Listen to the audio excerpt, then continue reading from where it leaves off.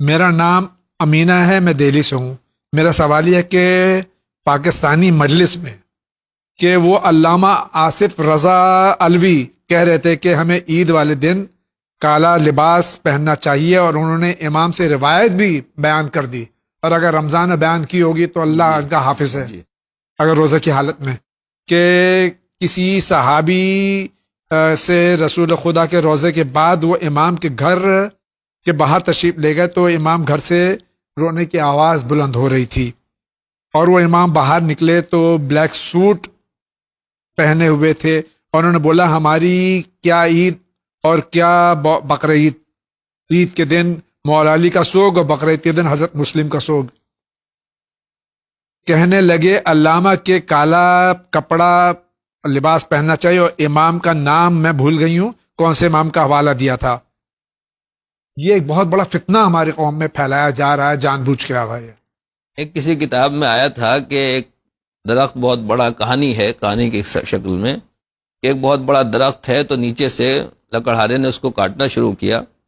تو اس نے کہا اوپر تک اپنے اصل درخت کی جڑ سے کہ یہ ہمیں کوئی کاٹنے آ گیا ہے، تو اس نے کہا ذرا غور تو کرو کہ کون ہمیں کاٹ رہا ہے، تو کہا کہ دیکھ لوہے کا ایک ٹکڑا ہے جو بار بار ہماری جڑ میں لگ رہا ہے آ کر ہماری جڑ کو کاٹ رہا ہے۔ تو اس نے اصل درخت نے کہا کہ نہیں، پھر سے غور سے دیکھو کہ وہ خالی لوہے کا ٹکڑا ہی ہے، کلاڑی ہے، یا اس میں کچھ اور ہے۔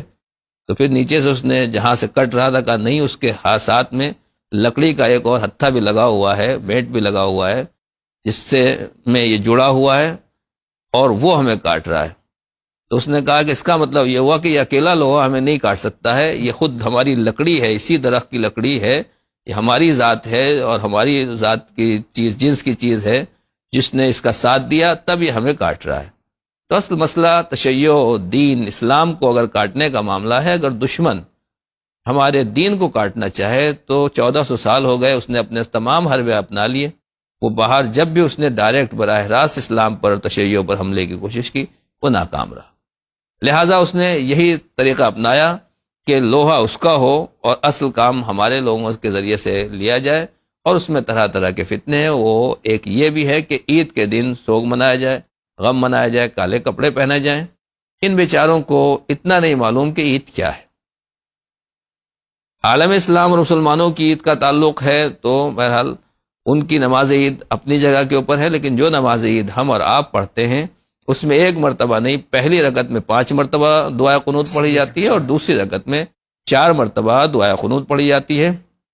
اور دعائے قنوت میں یہ اللہم اہل الکبریاء والعظمت واہل الجود والجبروت واہل العفو والرحمہ واہل التقوی والمغفرہ،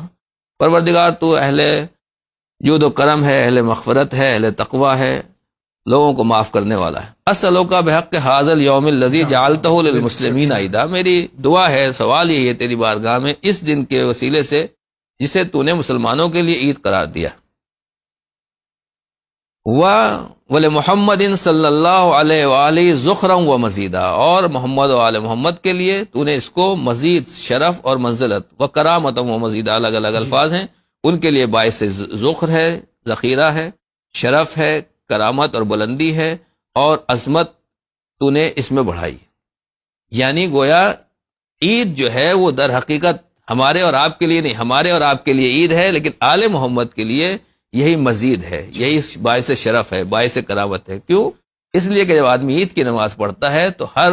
خاندان کا بچہ چھوٹا اپنے بزرگ خاندان کو عید کی مبارکباد پیش کرنے کے لیے جاتا ہے، تو ہر مسلمان کا فریضہ، ذمہ داری ہے کہ اپنے امام کی خدمت میں اس دن ولاد و مبارکباد پیش کرے، اس کی خدمت میں حاضری دے۔ تو لہٰذا پروردگار عالم نے عید کو اہل بیت کے لیے خاص طور سے باعث ذخر و شرف اور منزلت قرار دیا ہے۔ اب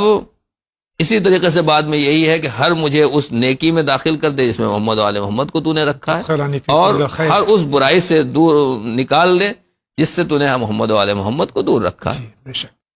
تو یعنی ساری دعا، پوری دعائے قنوت جو ہے یہ محمد و آل محمد کے لیے ہے۔ اب اگر نماز عید کو ختم کر دیا جائے اور خوشی عید کو ختم کر دیا ہے تو یعنی گویا ہم محمد و آل محمد کے نام پر ان کے سوگ کے ذریعے سے ان کی اس شرف، اس منزلت اور اس اعلان عظمت کو ختم کر رہے ہیں، اور اس سے بڑا ظلم اہل بیت کے اوپر کچھ نہیں ہو سکتا۔ لہٰذا سوچنا چاہیے، پڑھنا چاہیے ان لوگوں کو، اور تھوڑی بہت عقل استعمال کرنا چاہیے کہ جو کچھ ہم